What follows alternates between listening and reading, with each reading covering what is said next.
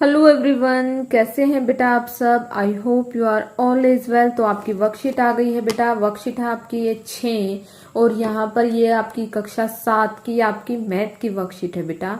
शिक्षा निदेशालय राष्ट्रीय राजधानी क्षेत्र दिल्ली द्वारा जारी की गई। विद्यार्थी को अपना नाम लिखना है, यहाँ पर अपने कक्षा अध्यापक का नाम लिखना है। ये वर्कशीट जो है बेटा 13 अक्टूबर 2020 की वर्कशीट है।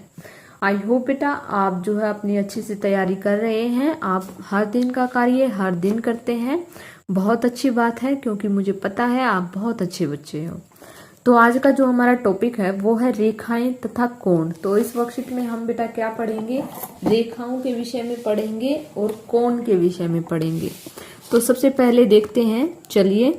बिंदु कोई माप नहीं, केवल स्थिति, यानी कि देखिए ये हो गया हमारा बिंदु।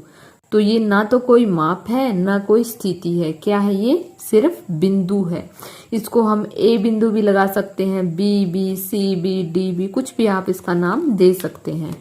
आगे है रेखा, कोई निश्चित माप नहीं, बिंदुओं का समूह जिससे दोनों दिशाओं में बढ़ाया जा सकता है, दो बड़े अक्षरों या एक छोटे अक्षर से दिखाया जा सकता है। तो देखिए जैसे कोई भी, ये मान लिया ये रेखा है, इसको आप कितना भी इधर बढ़ाएं कितना भी इधर बढ़ाएं तो ये क्या है बेटा, ये एक रेखा है। इसका कोई निश्चित माप नहीं है। इसको क्या, इस रेखा को सिर्फ हम एक नाम दे सकते हैं, या तो हम इसको XY भी दे सकते हैं, या कोई भी एक नाम MNOP ABC, कोई भी नाम इसको हम दे सकते हैं। तो आगे है बेटा रेखाखंड। रेखाखंड क्या होता है, किसी रेखा का एक टुकड़ा जिसके दो अंत बिंदु हैं। रेखाखंड को अंग्रेजी के बड़े अक्षरों द्वारा दर्शाया जाता है, जैसे AB। मान लिया कि बेटा ये रेखा है आपकी AB, तो इसको यहाँ पर ये दो बिंदु होते हैं, एक यहाँ पर और एक यहाँ पर। इसको बड़े अक्षरों जैसे मान लिया या तो P और Q, यानी कि सिर्फ कैपिटल लेटर्स में जो है इसको दर्शाया जाता है। इसके बाद है बेटा किरण। किरण जो होता है, देखिए ये जो रेखाखंड होता है इसको जो है ये दो बिंदु हो जाते हैं, एक इधर और एक इधर। इससे हम ना तो इसको आगे बढ़ा सकते हैं ना इसको घटा सकते हैं। ये सिर्फ जहां तक, ये चाहे रेखा छोटी हो चाहे ये बड़ी हो, अगर यहाँ पर ये जो बिंदु लग जाते हैं तब इसको इससे आगे नहीं घटा बढ़ा सकते। इसके बाद है बेटा किरण रेखा। किरण क्या होती है, किरण रेखा का एक ऐसा हिस्सा जिसका एक अंत बिंदु नामक प्रारंभिक बिंदु होता है, अन्य बिंदु को अपरिमित रूप से बढ़ाते हैं। किरण को OP संकेत से दिखाया जा सकता है। देखिए जैसे ये किरण है एक, यहाँ पर इसको OP संकेत से। किरण क्या होती है बेटा, आपने सूर्य की किरणें भी देखी हैं, जैसे एक बिंदु से बहुत सारी किरणें हो सकती हैं, ऐसे ऐसे। तो क्या हम इसके नाम लिखेंगे, जैसे ये है OP, OR, OS, OT, OL, OM, ऐसे हम इसके नाम लिख सकते हैं। इसके बाद है बेटा एक बिंदु से कितनी किरणें गुजर सकती हैं। तो एक बिंदु से तो बेटा बहुत अनियमित, बहुत सारी असंख्य किरणें गुजर सकती हैं। आगे है बेटा कोण। कोण क्या होता है, ये तो हमने जानी बेटा रेखाएं। रेखाएं कितने तरह की होती हैं, अब हम जानेंगे कोण के विषय में। एक कोण दो किरणों अर्थात रेखा अथवा रेखाखंडों के मिलने से बनता है। उभयनिष्ठ बिंदु शीर्ष बिंदु कहलाता है। तो देखिए बेटा ये है आपका उभयनिष्ठ बिंदु, यानी कि शीर्ष बिंदु कहलाता है। कोणों को डिग्री से मापा जाता है, जैसे 90 डिग्री का, 60 डिग्री का, 30 का, 15 का, ऐसे डिग्री के माध्यम से मापा जाता है। तो कैसे, कोण O, या कैसे कर सकते हैं इसको, देखिए या तो ये इसको कोण O भी बोल सकते हैं, क्या बोल सकते हैं, ऐसे कोण O भी बोल सकते हैं, या इसको कोण POQ भी बोल सकते हैं। देखिए POQ, लेकिन जो बीच में सेंटर में आएगा वो O जरूर आएगा। या इसको कैसे बोल सकते हैं, QOP, लेकिन जो है O जो है वो हमेशा, कितने भी कोण बनाओ आप, वो O जो है सेंटर में आएगा। आप लिखो POQ या लिखो QOP। आगे है बेटा, क्या एक सरल रेखा कोण बना सकती है। तो एक सरल रेखा तो क्या कोण बनाएगी बेटा, देखिए मान लिया एक रेखा खींची, ये क्या कोण बनाएगी, नहीं। एक सरल रेखा, तो हम यहाँ पर लिखेंगे नहीं, सरल रेखा कोण नहीं बना सकती। तो यहाँ पर जैसे दो तरह के कोण दिए गए हैं बेटा, एक तो है पूरक कोण, एक है समपूरक कोण।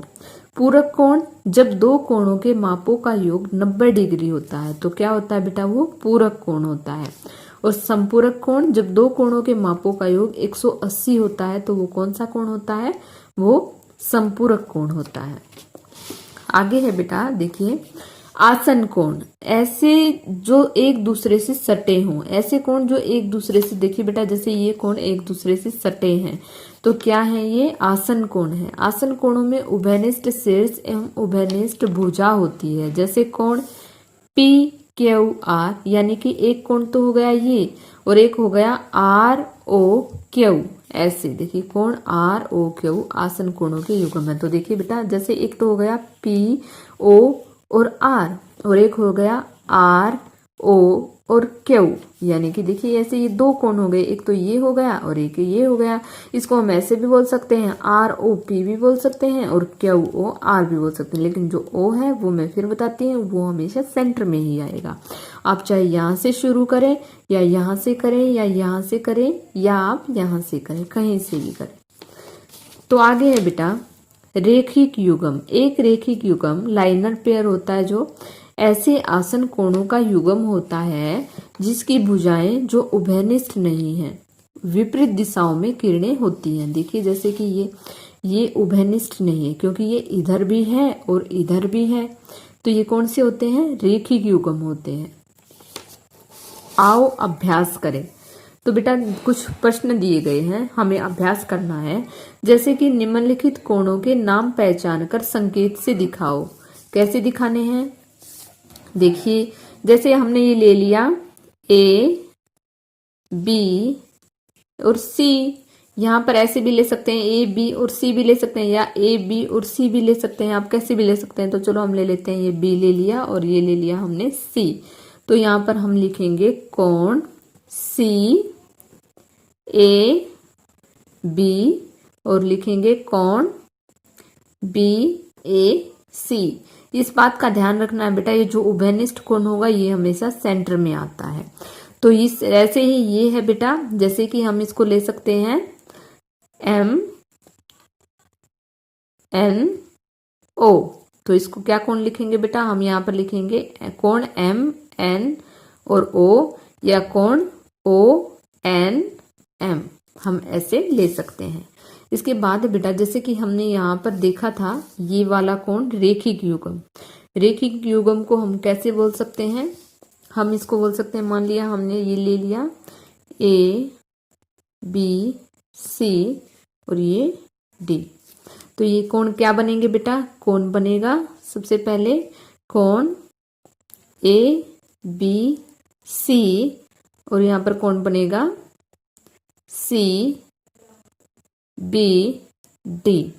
तो या ऐसे लिख सकते हैं, या कोण हम ऐसे भी लिख सकते हैं, कोण सी बी और ए, ऐसे भी लिख सकते हैं।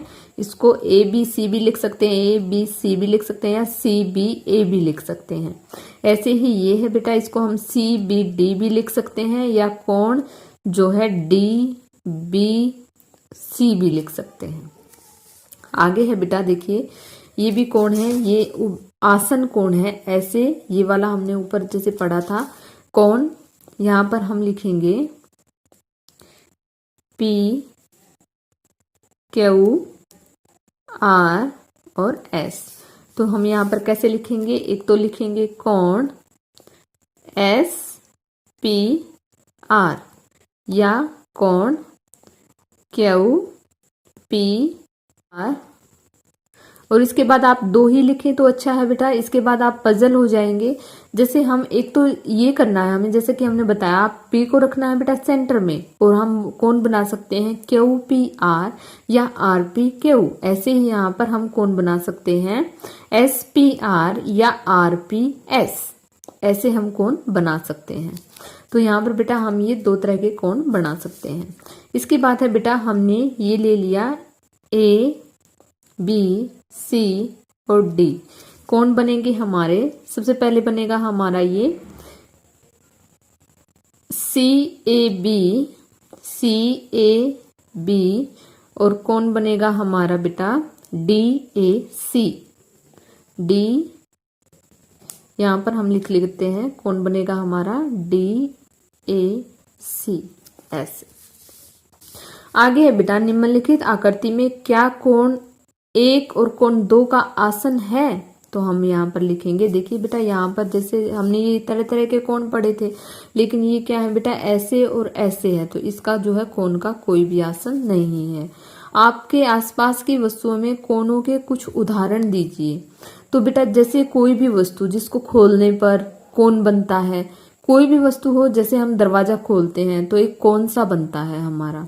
तो कुर्सी को जैसे हम उठाते हैं तो एक कोण सा बनता है हमारा। ऐसे ही अलमारी का दरवाजा खोलते हैं तो एक कोण बनता है हमारा। ऐसे कोई भी चीज जिससे आपको लगे कि इससे जो है कोण बन सकता है, आपको यहाँ पर वो चीजें लिखनी है। इसके बाद है बेटा, कोविड के संदर्भ में संदेश दिया गया है कि 2 गज या 6 फीट की शारीरिक दूरी का पालन करें। यानी कि जो है आपको जो है 6 फीट की दूरी या 2 गज की दूरी जो है किसी भी व्यक्ति से दूर रहना है।